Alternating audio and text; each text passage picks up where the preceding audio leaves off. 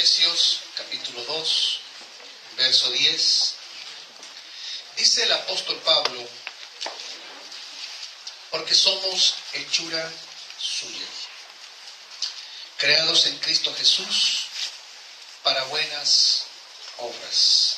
Subraye, por favor, buenas obras, las cuales Dios preparó de antemano para que anduviésemos en ellas. Estamos llevando un entrenamiento de 3 días, ayer, hoy y mañana, si Dios quiere. Y estamos revisando el proceso que debiera vivir todo hijo o todo discípulo de Jesucristo. Ayer hablamos de la buena obra, hoy vamos a hablar de las buenas obras y vamos a tratar de terminar con la obra del ministerio. 3 peldaños, A, B y C. Y vamos a tratar de descubrir, discernir de manera práctica de qué se trata esto. Ayer decíamos que la buena obra es Cristo impartido. Las buenas obras es Cristo expresado. Una cosa es tener a Cristo dentro de mí y la otra es manifestar afuera o hacia afuera a ese Cristo que está dentro de mí. Y eso no tiene que ver con el templo, tiene que ver con nuestra vida cotidiana. Por eso somos hijos de Dios siempre, en todo tiempo y en todo momento. ¿Verdad? Y vamos a entender hoy día, a la luz de la Escritura, cuáles son las implicancias que tiene que ver esto de las buenas obras. Pablo dijo en 1 Corintios, capítulo 3, versículo 16, hablando de cada uno de nosotros en esta tarde, y lo hace como una pregunta, pero es una afirmación, es pregunta-afirmación. Y él dice: ¿no sabéis que sois templo de Dios y que el Espíritu de Dios mora, ¿dónde? En vosotros.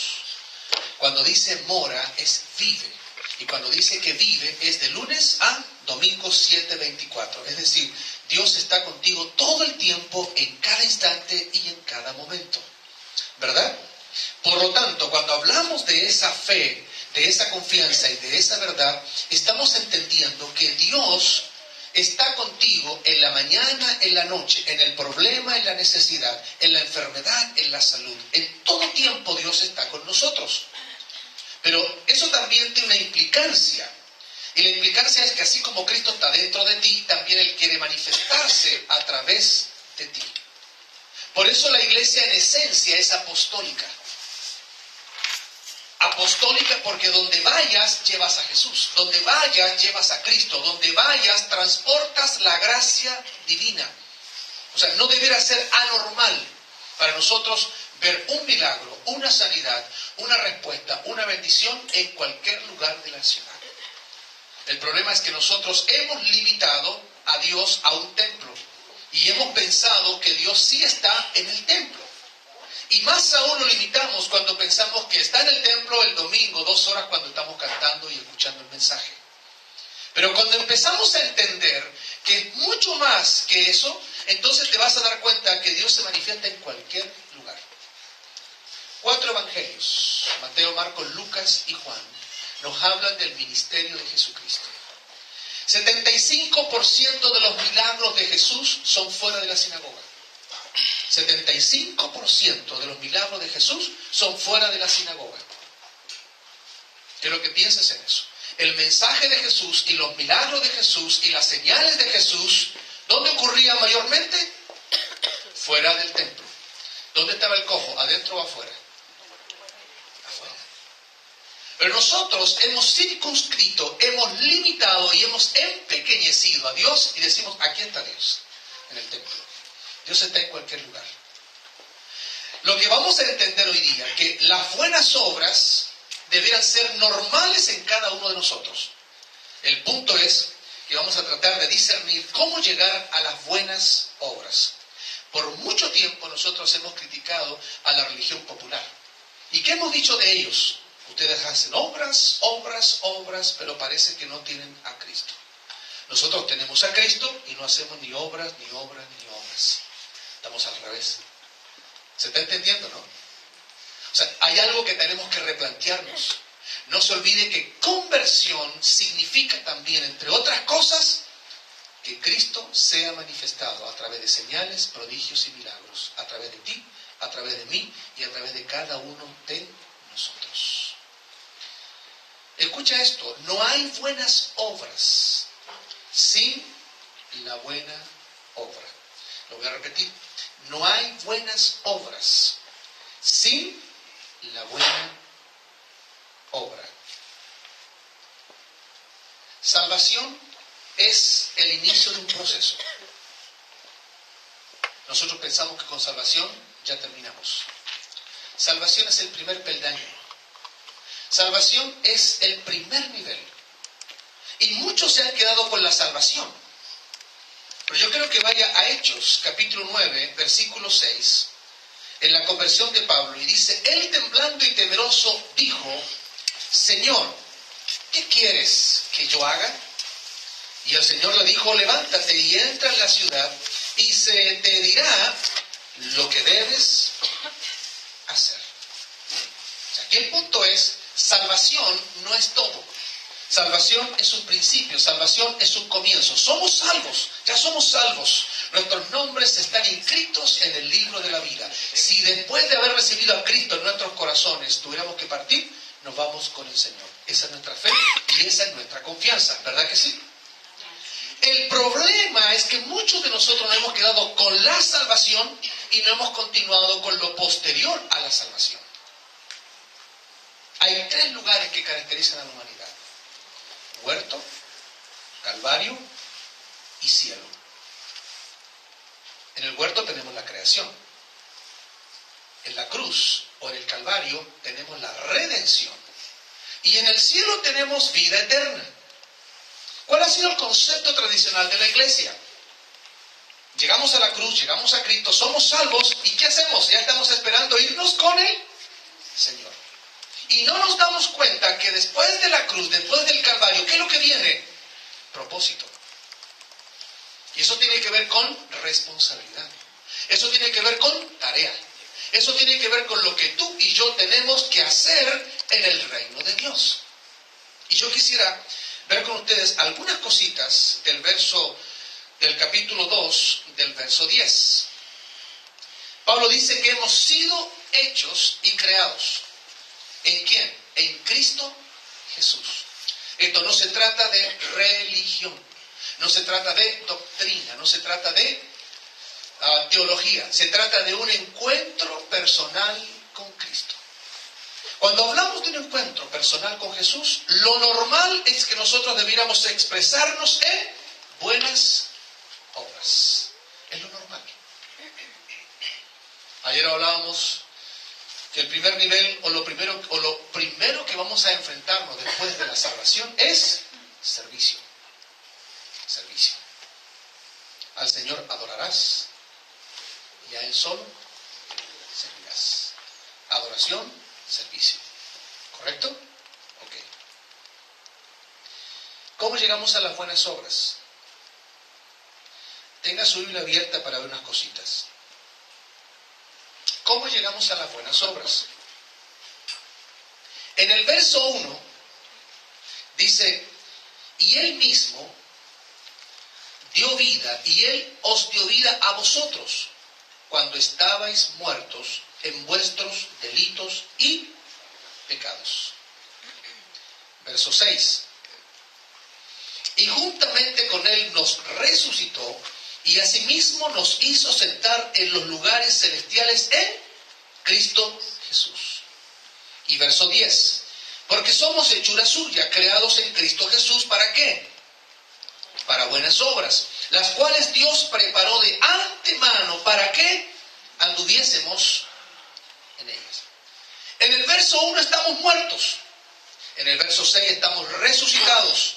En el mismo 6 estamos sentados y en el verso 10 estamos entrando a las obras. Mira el proceso. Muertos, resucitados, sentados, buenas obras. Hay un proceso correlativo que vamos a vivir y que vamos a experimentar. Solamente quiero devolverme al versículo 1, cuando dice ahí el apóstol Pablo, y Él os dio vida. La palabra vida que tiene usted allí es zoe. Y Zoé significa soplo divino, vida divina, vida sobrenatural. Eso quiere decir que cuando nosotros nos entregamos a Cristo, recibimos algo que es divino, que es celestial, que es sobrenatural. Es la vida de Dios. O sea, bien podemos decir, y no exageramos, cuando usted entrega su vida a Cristo, usted puede decir, yo recibí la vida de Dios. Recibí la vida de Cristo. Ahora tengo la naturaleza de Cristo. ¿Qué dice Pablo en 1 Corintios capítulo 2 versículo 16? Que tú y yo tenemos la mente de Cristo. La mente de Cristo. El asunto es por qué en la práctica parece que no tenemos la mente de Cristo. Pero Pablo asegura y dice que tú y yo tenemos la mente del Señor. Pero aquí está el punto. Aquí vamos a vivir un proceso. De muertos pasamos a resucitados, y de resucitados a sentados, y de sentados a las buenas obras. De acuerdo al texto, resurrección es una condición, y descanso y sentado es una posición.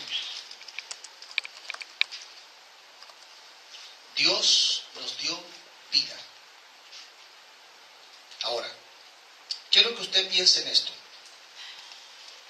Cuando Jesús estuvo en los evangelios y andaba en las ciudades de Israel, ¿qué hacía Jesús? ¿Cuál era su quehacer? Predicar, enseñar, estar con la gente, sanar, hacer milagros, de tal manera que todo el que se acercaba a Jesús, por lo menos lo que vemos en los evangelios, experimentaban la gracia divina. ¿Están de acuerdo conmigo? Ok. Jesús se va. Y Él dice, conviene que me vaya porque viene el Consolador. ¿Quién es el Consolador? El Espíritu Santo. Pero Él dice, conviene que me vaya porque cuando yo me vaya, ahora no voy a estar con ustedes, sino dentro de ustedes. ¿Por qué tú lees en Hechos, en cada capítulo, milagro tras milagro, sanidad tras sanidad, señal tras señal, conversión tras conversión? ¿Por qué ves eso? Porque el Cristo que está en carne entre sus discípulos, ahora está impartido dentro de los discípulos para expresarse a través de los discípulos y que el mensaje del reino empiece a crecer, empiece a extenderse y más gente comience a entrar a este misterio que es el reino de Dios. Que más gente conozca de Jesús. Ahora, ¿qué ha pasado con la iglesia? La iglesia se ha recluido.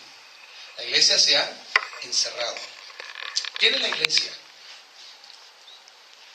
Dígalo fuerte. ¿Quién es la iglesia? Te sale mejor yo.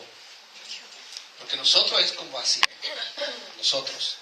Pero cuando digo yo soy la iglesia, significa que entonces en nosotros debiera ser normal que se produjera o se reprodujera eso que Dios quiere hacer a través de cada uno de nosotros.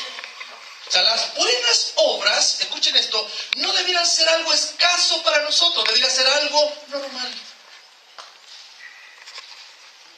Ahora, ¿por qué es importante las buenas obras? Porque a través de las buenas obras vas a llegar a la obra del ministerio. Son las buenas obras las que te van a perfilar, las que te van a perfeccionar, para que vayas a la obra del ministerio. Es como decir esto. Cuando somos salvos, ¿cuál es la primera actitud nuestra? Servir. ¿Cuál fue la primera actitud de Pablo en Hechos 9:6? ¿Qué quieres que yo haga? ¿Qué quieres que yo haga? Es una pregunta que hoy día parece que no se pregunta. O sea, hoy día es más fácil, es más normal convertirnos a Cristo, llegar a una congregación y sentarnos. Yo sé que esto no pasa acá, pero estoy planteando por si acaso. ¿Vio? Es más fácil sentarnos.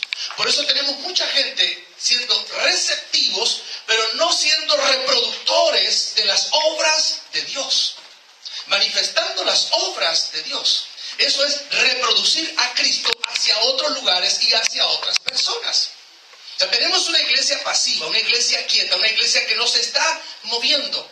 Pero no te olvides, después de salvación viene servicio. Después de salvación viene trabajo. Después de salvación viene lo que tú tienes que hacer en el reino de Dios. Anoche nos quedamos comentando con algunos amigos lo que habíamos compartido anoche de la enseñanza.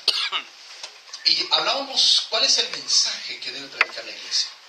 Y en realidad es uno: el reino. Ese es el mensaje de la iglesia, el reino. Pero yo esta tarde le voy a plantear 3 cosas con respecto al reino.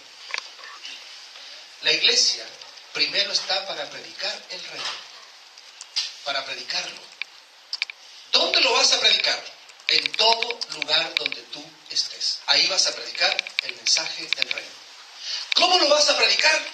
Con tus hechos y con tus palabras. ¿Verdad que sí? Pero hay un segundo paso con respecto a la iglesia, y que es: la iglesia está para demostrar el reino, demostrarlo, manifestarlo. Y eso tiene que ver con poder, tiene que ver con señales.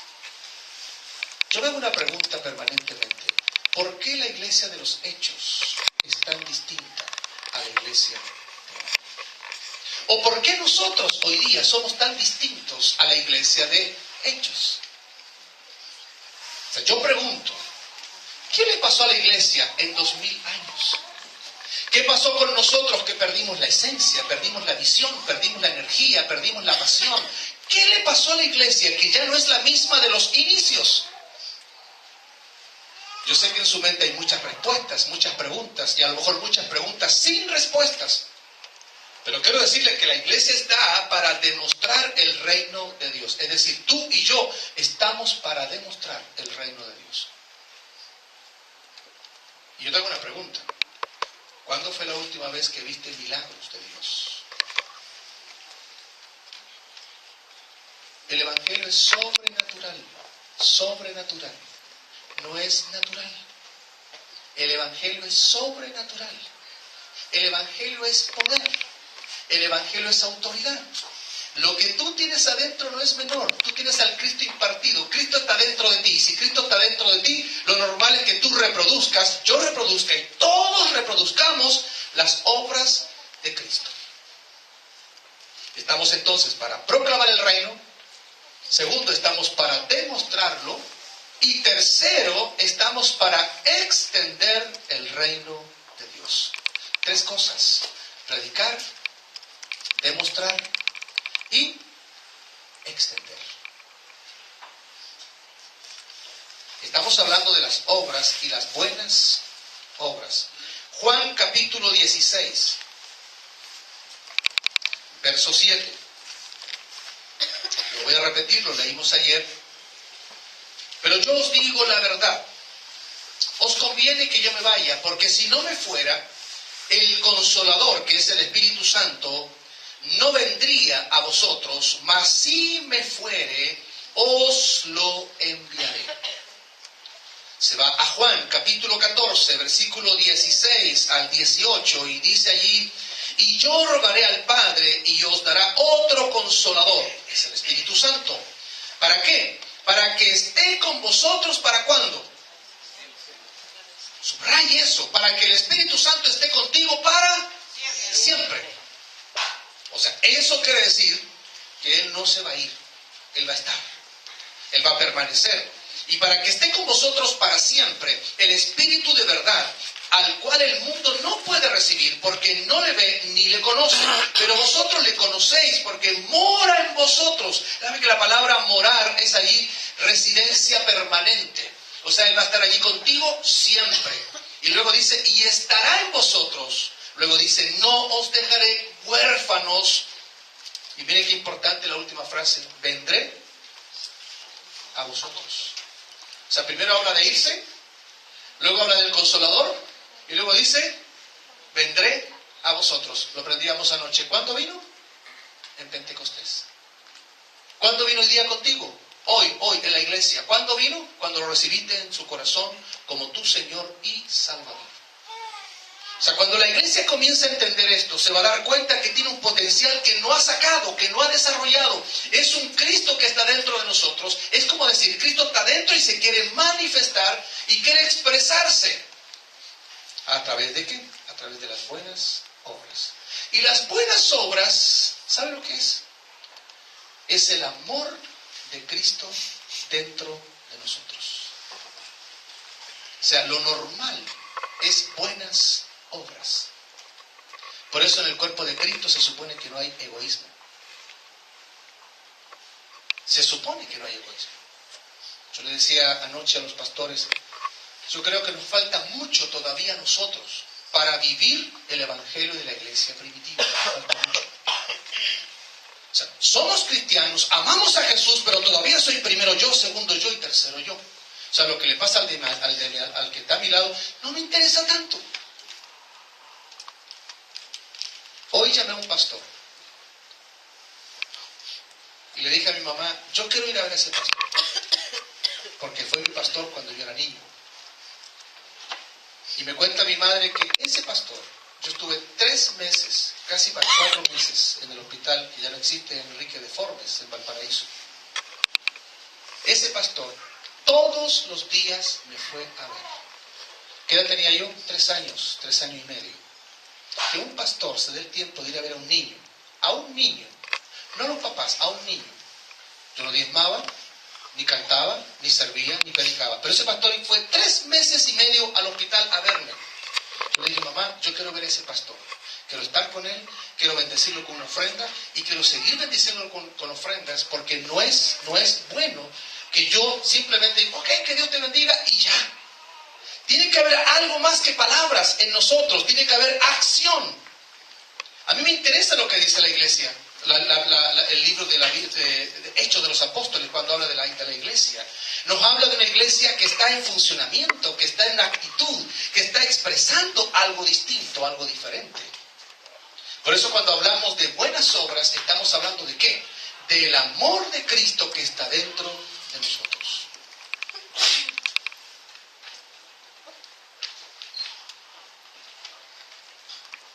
El amor de Cristo es el amor ágape.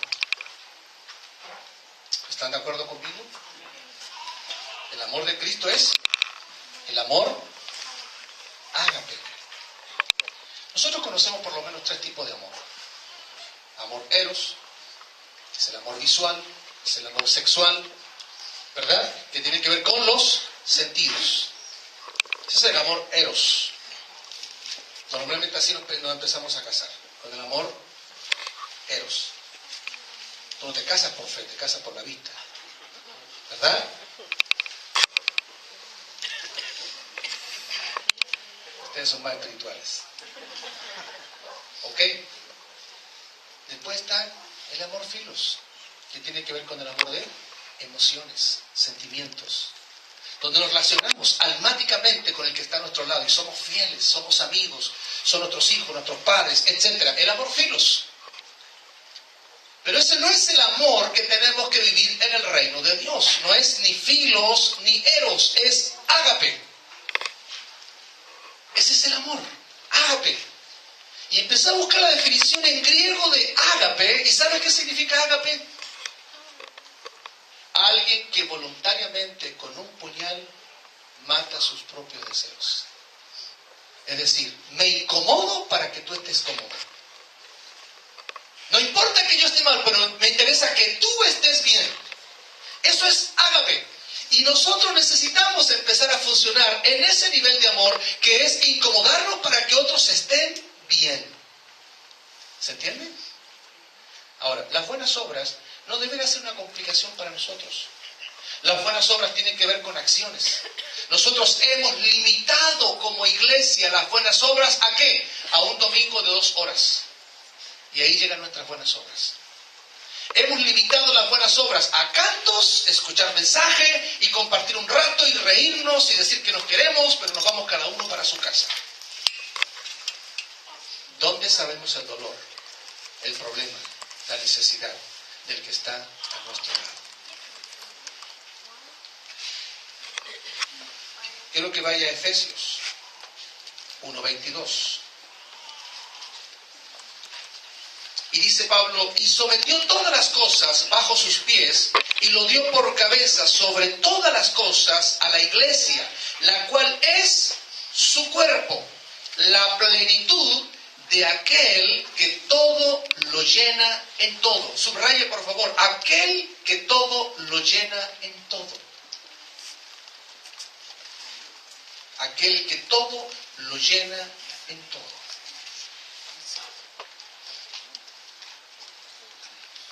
¿Cómo hacemos para que Jesús sea evidente hoy día? ¿Cómo hacemos para que la gente crea en Jesús? ¿Cómo hacemos para que la gente crea en nuestro mensaje? ¿Cómo lo hacemos? ¿Cómo hacemos para que la gente se convenza que nuestro mensaje es genuino, es real? ¿Cómo lo hacemos? Y aquí Pablo está revelando algo. Aquel, dice, aquel que todo lo llena en todo. ¿Quién es ese aquel? Ese es Jesucristo. ¿Y cómo va a llenar todo en todo? ¿Cómo lo va a hacer? En los evangelios tenemos un Cristo, ¿verdad? Un Jesús, ¿verdad? Jesús estaba en Galilea y si quería ir a otra ciudad se transportaba a esa otra ciudad. Si Jesús estaba haciendo un milagro acá, no lo podía estar haciendo acá. Tenía que caminar, tenía que transportarse y había un espacio y un tiempo para llegar a otro lugar. ¿Verdad que sí? ¿Estaba limitado o no? Pero ahora con la iglesia, que es el cuerpo de Cristo, Jesús se va a repartir. Es como que Él se va a diseminar. Y Él como que se va a extender. Y cada uno de nosotros somos una expresión de Dios donde quiera que vayamos y donde quiera que estemos. ¿Y qué es lo que vamos a manifestar? A Cristo y el amor de Cristo. El gran mandamiento dice, y amarás al Señor tu Dios con todo tu corazón, con toda tu mente y con todas tus fuerzas. ¿Verdad que sí? Yo pregunto, ¿cuántos aquí amamos a Dios a ese nivel? ¿Cuántos de los que estamos aquí amamos a Dios a ese nivel? Es el primer mandamiento, lo dijo Jesús, ¿verdad que sí?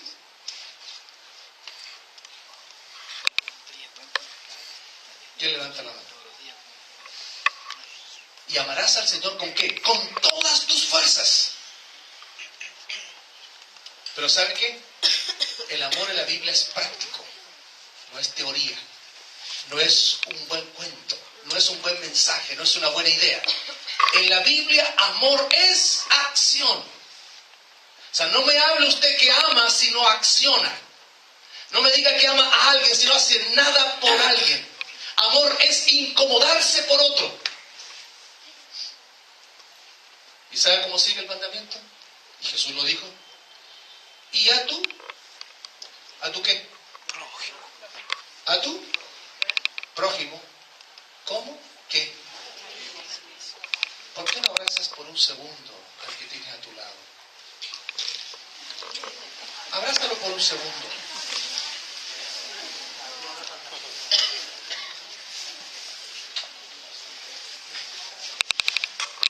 Si dices que amas a Dios, si decimos que amamos a Dios, si nuestro mensaje es amar a Dios, ¿cuál debe ser nuestra actitud aquí en la tierra? Ama al que tienes a tu lado. Ama. ¿Y cómo vas a amar? Sin condición. Sin condición. Porque ágape no condiciona. Ágape se ocupa de que tú estés bien. De eso se va a ocupar. Y te va a interesar que Él vaya creciendo, que Él vaya avanzando. Porque eso significa estar en las buenas obras. Hebreos capítulo 13, verso 20 al 21. Dice, y el Dios de paz que resucitó de los muertos a nuestro Señor Jesucristo, el gran pastor de las ovejas, por la sangre del pacto eterno, os haga aptos en toda obra buena, para que hagáis su voluntad, haciendo Él en vosotros lo que es agradable delante de Él por Jesucristo, al cual sea la gloria por los siglos de los siglos. Amén. No sé si lo entendió, no sé si lo captó, pero si usted se fija,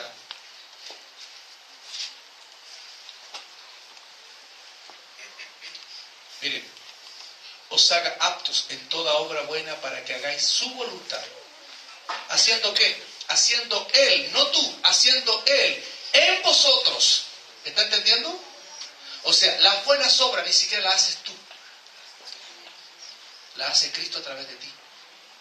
Esto subráyalo ahí, porque mira, uno a veces como que parece que es más buen samaritano que el de al lado y se cree mejor que el otro, ¿verdad que sí? Y dice, uy, yo hago buenas obras, yo visito, yo estoy con la gente, yo hago esto. Todo lo que haces, lo haces simplemente porque Cristo está dentro de ti. Si Cristo no estuviera dentro de ti, no lo harías. Por eso, buenas obras tienen que ver con dejar a Cristo que se exprese a través de tu vida. Que Él se manifieste y se exprese donde quiera que tú vayas y estés. Nuestro evangelio va a ser un evangelio de evidencias cuando nosotros empecemos a expresar a Jesucristo. Tenemos una iglesia reclutada, una iglesia encerrada, una iglesia encapsulada, una iglesia atrincherada. No estamos saliendo afuera a manifestar las buenas obras. La iglesia por muchos años predicó a la calle. ¿Cuántos de los que estamos aquí predicamos a la calle alguna vez? Yo me formé en la calle. Ese fue mi seminario de predicación, Plaza O'Higgins con Pedro Mon. Ahí yo predicaba todos los domingos a las 5 de la tarde. Todos los domingos, ahí en Plaza O'Higgins. Campañas para el norte, para el sur, en las calles predicando. Usted dice, ya lo hizo todo. No lo hice todo. Porque ahora no es predicar, también es predicar y hacer. Las buenas obras tienen que ver con acciones. Y la iglesia hoy día está para eso, para manifestar las buenas obras de Cristo. ¿Sabe por qué? Porque son las buenas obras las que van a convencer a la gente de que el Cristo que tenemos, la fe que tenemos, al Dios que servimos, es un Dios real. Es un Dios que realmente se está manifestando a través de nosotros. Vaya a Marcos 16:20. Y ellos, hablando de los discípulos, una vez que Jesús es ascendido, y ellos, saliendo, predicaron en todas partes. Aquí hay algo que necesitamos entender, iglesia. ¿Predicaron dónde? Dígalo fuerte, por favor. En todas partes. ¿Saben cómo comienza el día de un cristiano coreano? Se lo voy a enseñar. Comienza a las 4 de la mañana. 3 horas de oración. Y antes de ir al trabajo, tienen que evangelizar a una persona por lo menos. A uno. Por eso las iglesias en Corea tienen mínimo 50.000, 80.000, 100.000 miembros. Todos los viernes la iglesia en Corea está en vigilia. ¿Te dio picazón? Mira, nosotros queremos jugar en las grandes ligas. Ya anoche le decía a los ministros. Yo siempre uso como figura el fútbol, porque es lo que más me gusta, el fútbol, ¿no? Después de Dios y la Biblia. Y Margarita. Y Margarita. Sí. ¿Cuál se está quedando grabado? Claro. Obviamente que mi esposa. Y mira, yo le digo a la gente, tú quieres jugar en el Barcelona. ¿Cuánto le gustaría jugar en Barcelona? Todo el mundo levanta la mano, ¿verdad? ¿Y te gustaría ganar lo que gana algún jugador de Barcelona? Todo el mundo levanta la mano. El asunto es resistir a lo que tienes que entender. Estaba leyendo un documental de Cristiano Ronaldo. ¿Sabe que Cristiano Ronaldo entrena 8 a 10 horas diarias? Él dice en el comentario que le hace, él llega a su casa a dormir, no tiene fuerzas para nada, porque el tipo le han dado duro todo el día. Yo sé que usted cuando ha visto a Cristiano Ronaldo y lo ve con modelos allá y con modelos acá, sí, son sus espacios, pero muy mínimos. Pero su trabajo es arduo, mire, todos los días tienes que estar ahí con la pelota, con el entrenamiento, con la exigencia. Nosotros queremos llegar allí, jugar en el primer equipo sin pagar el precio para llegar al primer equipo. Y creo que es un problema que la iglesia tiene que solucionar. Nosotros queremos avivamiento sin pagar el precio para el avivamiento. Nosotros queremos milagros sin esperar y sin pagar ese precio para ver esos milagros. O sea, si queremos llegar a otro nivel de evangelio, no podemos conformarnos con lo que tenemos. Yo ya a la gente le estoy diciendo, porque ya mire, me estoy dando cuenta que la gente en su vida personal ni lee la Biblia, ni ora en su casa, ni tiene devocionales. Yo le digo a la gente, ¿sabe qué? Si usted quiere crecer, si usted quiere avanzar, le voy a dar un consejo. Mínimo tiene que estar leyendo la Biblia 30 minutos, mínimo 30 minutos. Y eso es lectura, no es meditación, ni internalización, ni aplicación. Mínimo 30 minutos. No le pregunto nada a usted. Pero mínimo 30 minutos. Yo le dije, si usted quiere crecer, tiene que estar mínimo 1 hora con Dios en oración. Mínimo 1 hora de oración con Dios. Parece religión, parece legalismo. Pero ¿sabe qué? Esto es como decirte, te invito a que tengas un físico deportivo, que tengas un físico atractivo, como tú lo quieres tener, así bien atlético. Pero te doy un consejo, ve una vez al gimnasio, una vez al mes, y vas a quedar, pero en un año tremendo. ¿Te digo la verdad o no? Te estoy mintiendo. Te estoy mintiendo. Y tú dices, no, yo le creo a él, mira el físico que tiene, yo quiero ser igual. No, mentira, tienes que estar por lo menos 3 horas metido en el gimnasio, 3, 4, 5 veces a la semana. ¿Para qué? Para llegar a lograr esa meta. La iglesia quiere, la iglesia desea, la iglesia anhela, pero no está pagando el precio. O sea, parece que nos estamos conformando ¿con qué? Con lo mínimo. ¿Se está entendiendo? Ok. Juan 14, 12. De cierto os digo, el que en mí cree, las obras que yo hago, él las hará también. Y aún mayores hará, porque yo voy al Padre. No se olvide, estamos llamados para mayores obras. Vaya a Mateo, capítulo 4.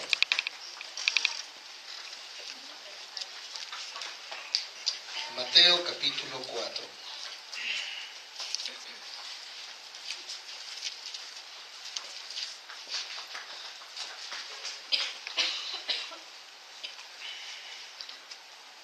Verso 20.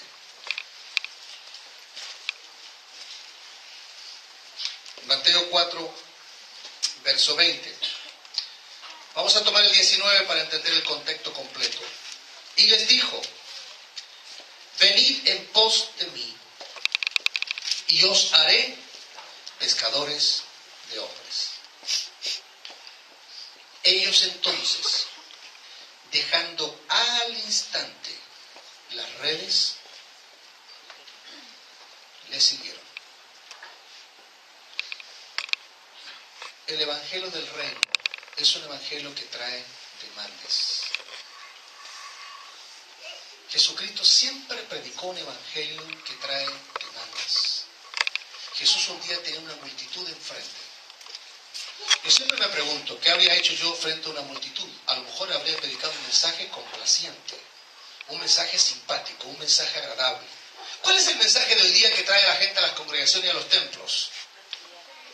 3 pasos para ser exitoso. ¿Verdad? ¿Cómo ser millonario en corto tiempo? ¿Verdad? Todos son mensajes que son mensajes aduladores y que no están siempre a la luz de la palabra de Dios. Y yo no estoy en contra de la prosperidad, ojo, no estoy en contra de la prosperidad, pero sí estoy en contra cuando el énfasis de la prosperidad está puesta en el dinero y no en una vida completa, integral. Porque la Biblia lo dice, Juan le dice, yo quiero que tú seas prosperado, ¿en qué? En todo, pero sigue, ¿qué sigue diciendo el texto? Así como prospera tu alma. Primero hay un crecimiento, un desarrollo interior. ¿Para qué? Para que cuando vengan esas bendiciones, esas respuestas, esa gracia del Señor, vas a estar bien parado para saber administrar correctamente lo que Dios ha puesto en tus manos. Sean finanzas, sean talentos, sean habilidades. Ahora, yo converso mucho esto con los servidores allá en la congregación. Yo he conversado con los más cercanos, con los más inmediatos. Y yo le digo, una persona comprometida, y hablo de comprometidos como discípulos o discípulas de Cristo, por lo menos a la luz de la Escritura, es alguien que está dispuesto a ofrendar 3 cosas: tiempo, habilidades o capacidades, tiempo y capacidades, talentos. Una persona que está dispuesta a comprometerse con Dios, entrega parte de su tiempo para servir a Dios. Entrega finanzas y también entrega sus habilidades. Aquí dice, verso 20, ellos entonces, dejando al instante las redes, le siguieron. Pero antes de seguirle, ¿qué dejaron? Dígalo fuerte, ¿qué dejaron antes de seguirle? Las redes. El Evangelio siempre nos va a costar algo. Siempre. Una vez leí un eslogan de Billy Graham, ese gran evangelista, ese gran predicador, y él decía: la salvación es gratis. Es gratis. Lo que viene después te va a costar todo. Jesús lo dijo en Lucas 14:33, el que no renuncie a todo lo que posee no puede ser mi discípulo. Estoy hablando de una iglesia que no solamente viene a sentarse, no solamente viene a recibir, es una iglesia que está dispuesta a llevar lo que está recibiendo y compartirlo con otros, en nuestras casas, en nuestros matrimonios, en nuestras familias. Yo siempre digo, cuando una esposa es atenta con su esposo, también está siguiendo a Cristo.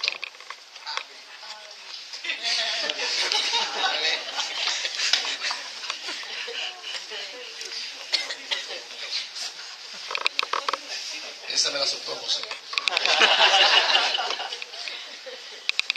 Cuando un esposo deja cosas que le gustan para estar con su esposa, también está sirviendo a Cristo. Me toca usted, Pastor Andrés. ¿Verdad? Cuando los hijos le sirven a los padres, también le están sirviendo a Cristo, ¿sí o no? Es que nuestro servicio no está circunscrito al templo, a las 4 paredes. Nosotros hemos hecho el evangelio convento, aquí adentro. Y nos olvidamos que las buenas obras están en cualquier lugar. Cuando un vecino tiene un problema y tú dices, yo quiero ayudarle, vecino, ¿qué estás haciendo? Estás llevando buenas obras. ¿Por qué lo haces? Porque Cristo está dentro de ti, el amor de Cristo está dentro de ti y lo estás expresando y lo estás manifestando. ¿Verdad que sí?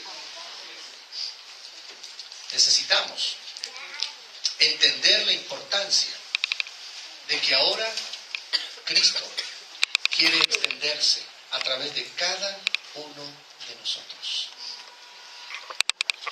Un nivel de servicio es dar a Dios. Es un nivel de servicio. Y la verdad, yo sé que en Chile está pasando lo mismo. Hay como una sensación de deserción. Mucha gente se está yendo, no se quiere comprometer. Cuando tú le hablas de compromiso, la gente se asusta. Cuando tú le hablas de servir, no quieren o no les interesa. O sea, ustedes allá y yo acá. Yo vengo, pero no quiero comprometerme, no me interesa comprometerme, no quiero más allá.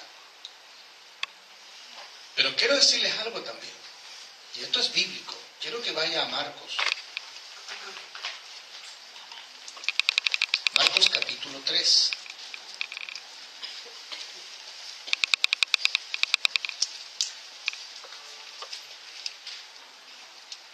Y vaya al verso 13. Después subió al monte y llamó así a los que él quiso y vinieron a él. Y estableció a 12 para que estuviesen con él y para enviarlos a predicar y que tuviesen autoridad para sanar enfermedades y para echar fuera demonios. Ahora, quiero ir cerrando este tiempo con esta reflexión. Jesús ejerció un ministerio. Jesús sabía que su ministerio eran 3 años y medio y que él se iba. Jesús no concentró su ministerio en las multitudes, que sí lo podría haber hecho. Yo te hago una pregunta. ¿Cuánta gente había en el milagro de los panes y los peces?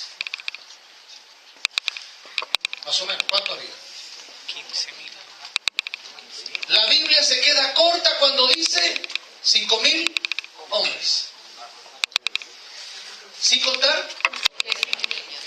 ¿Sabe lo que dice un sociólogo? Que para el tiempo de Jesús habían 3 mujeres por un hombre.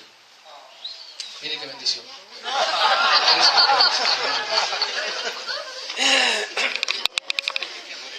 Saludos a los varones. Si tenemos 3 mujeres por un hombre, mínimo viene entonces ahí 10.000 mujeres. Más 5.000 varones, ¿cuántos tenemos ahí? Y de ahí calcule niños. Fácil, 5.000 niños. O sea, ese milagro de los panes y los peces, 20.000, fácil. Yo te hago una pregunta. ¿Era difícil para Jesús reunir 20.000 personas, sí o no? ¿Jesús podría haber hecho el milagro de los panes y los peces todos los días de la semana? ¿Lo podría haber hecho, sí o no? O sea, Jesús podría haber tenido un auditorio de 20.000 personas todos los días y todos los días habría hecho el milagro de los panes y los peces. ¿Cuántos muertos levanta Jesús en los 4 evangelios? 3. 3 muertos. O sea, Jesús podía levantar todos los días un muerto, ¿verdad que sí? Y si él levantaba un muerto y multiplicaba los panes y los peces, ¿qué es lo que iba a tener como respuesta? Un auditorio grande. ¿Verdad que sí? La pregunta es, ¿y por qué no lo hizo? Hágase esa pregunta, ¿por qué no lo hizo Jesús? Jesús concentró sus fuerzas, sus capacidades, su liderazgo, su ministerio, ¿saben quién? En los discípulos. Diga conmigo, los discípulos son los comprometidos. Otra vez, no se escuchó bien, a ver. Los discípulos son los comprometidos. Entonces el primer nivel es dar. Mire, tenemos gente que salva, y sí, su nombre fue inscrito en el libro de la vida, eso es verdad. Y alguien me dijo, allá en Estados Unidos, me dijo un servidor, nosotros vamos los domingos, llegamos primero, nos vamos después, tenemos que trabajar, hacer esto acá, la gente si quiere viene, si no quiere no viene, ni avisa por teléfono, y tú nos dices que tenemos que hacer esto, otro, y yo hablaba con ellos, y me dice, ¿y acaso son salvos igual o no? ¿Qué dicen ustedes? Son salvos. ¿Y saben lo que me dicen? Entonces, ¿para qué tanta exigencia? Mejor me voy como para el lado de ellos. Yo le dije, esa es cuestión tuya, porque se trata de convicción. Servir a Dios es convicción. Cuando entiendes tu llamado, escucha esto, muchos son los llamados y pocos ¿qué? Los escogidos. Lo voy a explicar más ratito. Eso. Muchos son los llamados, ¿a qué? A la salvación. Muchos son llamados a la salvación. Son salvos. Pero pocos los escogidos. ¿Para qué? Para el servicio. Ahora escucha esto. Llamado es un nivel, escogido es otro nivel y constituido es otro nivel. Por eso hay 3 niveles. Nivel llamado, nivel escogido y nivel constituido. Los llamados se quedan ¿con qué? Con la salvación. Yo soy salvo, así que vendré un domingo cada vez y cuando, y si en una de esas vengo y no vengo, o sea, está bien, soy salvo. Pregunto, ¿es salvo o no? Si recibió a Jesús en su corazón, yo digo, mira, el tipo más pillo, más vivo de la Biblia es el ladrón de la cruz. Nunca diezmó, nunca ofrendó, nunca fue a una vigilia, nunca se sujetó, nunca se discipuló. Y el tipo por decir, acuérdate de mí cuando venga en tu reino, hoy estarás conmigo en el paraíso. ¿Se salvó? Toda esa gente que a última hora, cuando ya está en el último suspiro de su corazón, con la máquina acá se está yendo, tú con la mano le haces, a ver, reciba a Jesús en su corazón, y lo recibió con todo su corazón, se fue con él. Entonces, y a mí todo lo que me está costando, dice. Y este se fue en el último segundo. Un amigo me dijo eso. Me dijo, ¿qué habría que hacer para ser salvo? Yo le dije, hacer esta oración con todo tu corazón. Escríbemela, me dijo. ¿Para qué quieres que te la escriba? Porque me dice, el día que yo me estoy muriendo, hago esta oración y me voy con el Señor. Pero antes yo voy a hacer otras cosas. Y le dije yo, dime la hora y el segundo que te vas a morir. Y ahí quedó pensando. Porque nunca sabemos. ¿Está entendiendo? Ahora, primer nivel es servir. Dar. entregar. Pero luego, el segundo nivel es darse por Cristo y para Cristo. Las buenas obras te van a incomodar. Las buenas obras te van a sacar de lo tuyo para que compartas, para que entregues a otras personas. Ahora, ¿por qué he hecho énfasis en las buenas obras? Porque en las buenas obras hacemos de todo. Es como cuando llegas a la empresa y te preguntan, ¿cuál es tu especialidad? No tengo ninguna especialidad. Ok, entonces tú vas a ser una persona que va a hacer esto, y haces de todo. Decíamos, para la batalla del combo, ¿no? De todo, hacen de todo. Ok, pero llega un tiempo en que esa persona es fiel, constante, permanente, y el jefe lo está observando, y llega un momento en que lo comienzan ¿a qué? A preparar. Lo mandan a estudiar, lo equipan, y llega un momento en que lo especializan. ¿Verdad que sí? Ok, cuando lo especializan, ya le suben el salario.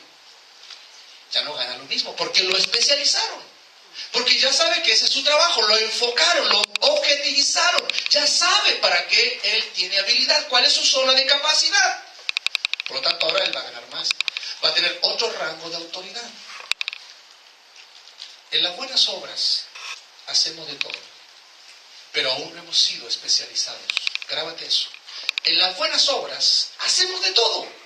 Vamos, venimos, servimos, atendemos, vamos y hacemos esto, otro. Hacemos de todo, pero aún no hemos sido especializados. Por eso, en la buena obra, Cristo está dentro de ti. En las buenas obras, tú expresas a Cristo, manifiestas a Cristo y haces de todo. Pero en la obra del ministerio, que es lo siguiente, que vamos a verlo más ratito, en la obra del ministerio donde tú vas a ser especializado. ¿Para qué me escogió el Señor? Ahí estamos hablando de llamado, escogido y constituido. ¿Cuál es mi perfil? ¿Para dónde me llamó el Señor? Y vamos a ver a la luz de la Escritura que todos los que estamos aquí, todos, nos guste o no, hemos sido llamados para algo específico. Todos tenemos una obra que realizar. Si usted me pregunta, a ver, pastor, yo no soy tan comprometido. Es como que estoy y no estoy. Como que me gusta y no me gusta. Como que me convenzo y no me convenzo. Como que vengo pero que no vengo también. Como que soy y no soy. Yo sé que acá no hay gente así, todas son comprometidas acá. Pero allá hay gente así, que va y no va. Allá tenemos gente que va un domingo y se pierde 4. Allá hay un viejito, no voy a mirar a nadie, pero hay un viejito.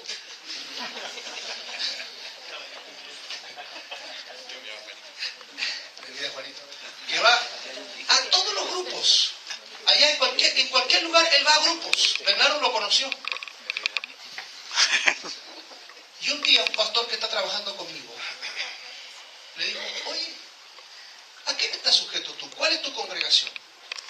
La verdad es que no está en ninguna congregación. Entonces le dice este pastor, ¿a qué estás sujeto tú? Le dice, ¿quién es tu pastor? Y él le dice así bien suelto, tú eres mi pastor, pues le dice. ¿Cuándo has sido tu pastor? Le dice. Tú vas y vienes y haces lo que tú quieres, no te sometes, no te sujetas, vas, etcétera, etcétera. Y le dijo a este pastor, que el día que tienes un problema, una necesidad, ¿a dónde vas? Y como que ahí empezó a reflexionar. Como que empezó a darse cuenta, parece que no estoy direccionando bien mi evangelio. Quiero decirle algo, muchachos. Evangelio del reino también tiene implicancias prácticas. Cultura del reino. Vivir el evangelio del reino es entrar a la cultura del reino. Y entrar a la cultura del reino es entender el pensamiento de Dios, la voluntad de Dios, el deseo de Dios. ¿Qué es lo que Dios quiere para nosotros?